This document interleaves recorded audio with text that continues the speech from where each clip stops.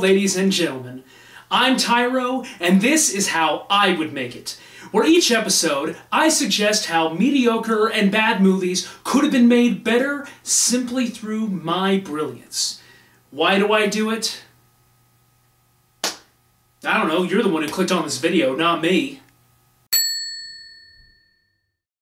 This time around, I'm taking a look at a universally panned American remake of a classic foreign film series and giving it a piece of my mind. Well, without further ado, let's take a look at... No. People actually like that movie. No, today we're taking a look at... Okay, no. I mean, yes, the movie wasn't that good, but no, we're taking a look at... Okay, now you're just trying to piss me off. What? What? It's Roland Emmerich's Godzilla. It's Godzilla.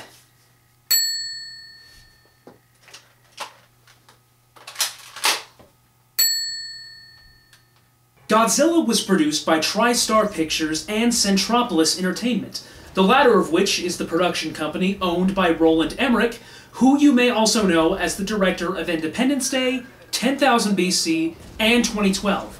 It's important to note that Emmerich was also the co-writer of the film because he was reported as saying that he didn't like the original Godzilla movies, and only took on the project if he could do whatever he wanted to with it.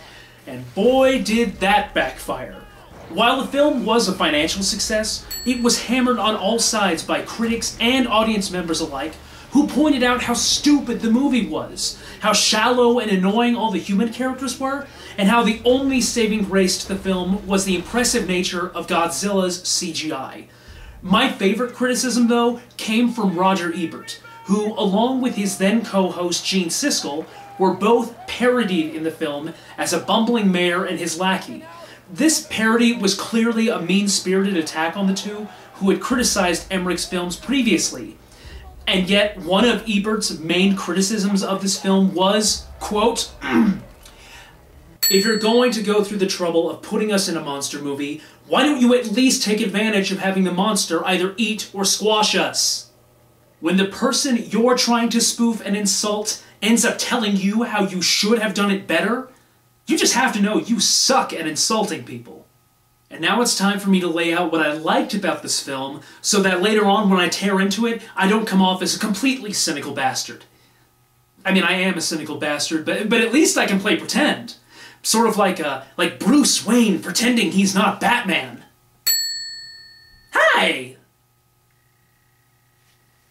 I'm Batman. Now, I've only seen a few of the original Godzilla movies, so I'm not a fanboy of the original movies, and so I really like the design of the new Godzilla. I don't prefer it to the original, but I don't hate it either. The original Godzilla is meant to be enormous, but also to be slow and lumbering. This results in the creature appearing like a titan, unearthly and unstoppable, more like a force of nature than an animal. This new Godzilla, on the other hand, is slender and nimble, and moves quickly to its size, making it appear like a realistic animal, albeit dozens of stories high and created from nuclear radiation, which can never mutate a species so drastically. You see Godzilla moving like an animal, reacting like an animal, and in one of the good scenes in the movie, thinking like an animal. Looking at Godzilla outside of his fight scenes with the military gives me a similar feeling as observing an elephant or whale in their natural habitat, marveling at the awesome beauty of such enormous animals.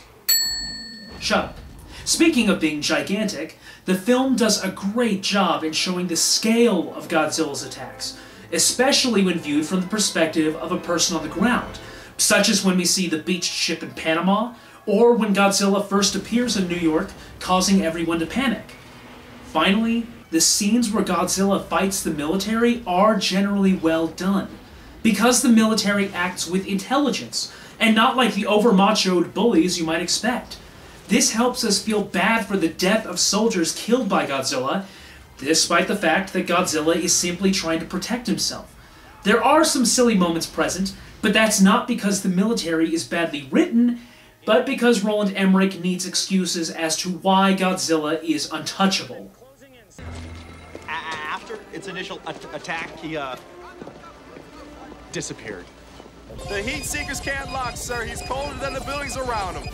Now, the more observant out there among you might have noticed that I just spent a lot of time talking about Godzilla himself, and not so much time talking about any other specific character. And that's because every other character in this movie sucks! These guys either aren't trying, or have been given such little screen time that they can't make an impact. You have two named scientists who become irrelevant within a half hour of their introduction, a news boss who's obviously in the movie because they needed someone to be a bad guy, and several French soldiers introduced only for the sake of being fodder for the Godzilla babies later on. Also, all the French soldiers are named Jean. Seriously. Thanks, Emmerich, for that bit of cultural sensitivity. The lead role, played by Matthew Broderick, is especially maddening, since he has the same emotional tone and look in every scene, whether he's surprised, curious, or angry. Even worse, his character constantly makes stupid one-liners at the worst possible times. Which leads me to a new game I call Ruin That Moment! Alright, first contestant is Matthew Broderick, playing Dr. Nico Topopopoulos. It's the Topolis. Whatever. Alright, first moment. The military has proven that they're willing to listen to reason and set up a baited trap to lure Godzilla out into the open. This show of competence and sense makes the military look good and makes you sound reasonable. So, how do you ruin that moment? That's a lot of fish. Alright, pretty good. But here's the next level of challenge. The previously mentioned trap has failed, and Godzilla has not only escaped, but caused the destruction of massive amounts of property and resulted in the death of dozens of American soldiers, just trying to protect their fellow Americans. Your friend, Sergeant O'Neill, is horrified that despite the heavy loss of life, the military was unable to do anything to stop the beast. So, how are you gonna ruin that moment? Oh, that's not true. We fed him. Well done, well done. But now, Challenger, it's on to the final level. You've successfully escaped Madison Square Garden and the explosion which has killed the hundreds of Godzilla babies. Godzilla himself has just arrived and has just discovered his dead children, and has expressed the same kind of grief that every parent hopes they never have to go through. This is a touching, sad, and well played out scene. So how do you ruin that moment? He looks angry. Yay! Apart from the characters in this movie, the film is just plain boring. It has no resonance, no emotional depth with which to connect to us as an audience. We're just supposed to sit back and watch the CGI monster on the screen. And that's just boring. Now, the original film, yeah, it was campy. I mean, it had a man in a giant rubber suit parading around sets, but it also had a message behind it, one based on the culture from which it came. Gojira was a symbol of the horrors of atomic weapons, and the untold damage of science figuring out how to cause destruction without the ethics to rein in the destructive potential. Gojira was very likely created as a result of US atomic bomb testing in the Pacific, and yet it's the Japanese who are attacked by the creature, showing that the innocent suffer for someone else's choice. Now, whether or not you agree with the use of atomic weapons, either in World War II or in any other potential conflict, you can't deny the human cost of such weapons, and the untold numbers of people who will be affected by such weapons, even outside the initial blast radius. In the end of the original film, Gojira has to be killed with another devastating weapon, and the scientist who created it has to sacrifice himself to make sure it works. And so the question becomes, could we also use our scientific knowledge to undo the evils we have unleashed upon ourselves? And what right have we to call Gojira a monster when we were the ones who created it? In this movie, Emmerich decides to ignore the symbolism that Gojira initially carried, and instead barely referenced his Godzilla's creation or the ethical dilemma surrounding it. And so when he's finally killed, there's no moral gray area to discuss, no further thought required. The day is saved, and everyone can begin to rebuild. The end. I could complain about this for hours, but the fact is, we should get on to the main event, where I figure out how to take this mismanaged lump of clay and turn it into a beautiful, statuesque image of creation. That or complain that I know better than a scriptwriter from a decade ago. This is how I would make it. To begin with, we need to grow some balls here. You're an idiot. We need to sack up and take a chance with controversial material and focus on the theme of nuclear weapons, man creating his own destruction, and how to undo the damage we cause. Have Godzilla be created from US bomb testing and explore the consequences of it. Should we still have nukes? How can we explore using nuclear energy without the creation of weapons? Should we even be exploring nuclear power at all, seeing the destruction it has caused both intentionally and accidentally? Maybe that's too intense for a subject for a summer popcorn flick, but hey, it's my fantasy here. Next, instead of centralizing on one place like New York City, have Godzilla rampage over a greater land area so we can see the devastation he creates and the victims he leaves behind.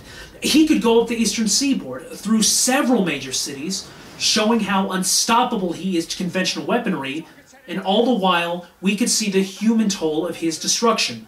You have people trapped in crumbling buildings, hospitals filled with patients, some of whom would be suffering from radiation sickness from exposure to Godzilla. In the end, when another device is used to finally kill Godzilla, it could be attached to a major New York landmark like Lady Liberty's torch, or at the top of the Empire State Building, if you have to follow Emmerich's need to have a special shot with a US landmark. Finally, we need to focus on human characters who actually add to the theme of the film instead of distract from it. Our lead character could still be a nuclear scientist from outside the military, as he would act as an everyman, coming into a situation he has no knowledge of and which he has no power over until the end. Aside from his military buddies that he travels with, he should be followed around by a reporter and cameraman who were at the original attack site, and who have been following him in the military ever since to get some answers. They would be separate groups, until one of Godzilla's attacks, when the entire group is caught inside of a building, and have to work together to escape, and cause them to have to travel together to the final encounter. This reporter would speak for the audience, regarding the themes and questions at hand, while allowing the audience to come up with their own conclusions. At the end of the movie, one of the US military guys would steal the tape from the cameraman that proves how the military is responsible for Godzilla's creation, and would leave the audience with a lot of questions, none of which can be easily answered, as great art is meant to do. Wow, that got really serious all of a sudden. I guess that just shows how serious I am about great filmmaking, huh? You see what I did there? What with the serious and... Ow! What the hell was that? Since when have you had telekinesis? Ow! You son of a... Whoa! Okay, from all of us here at How I Would Make It, please comment in the section below. And please like and subscribe. Tell us how you would improve the show. And from all of us, thank you. Haha, you son of a bitch. You missed me. You... Oh, crap. Aha! You missed! Touché.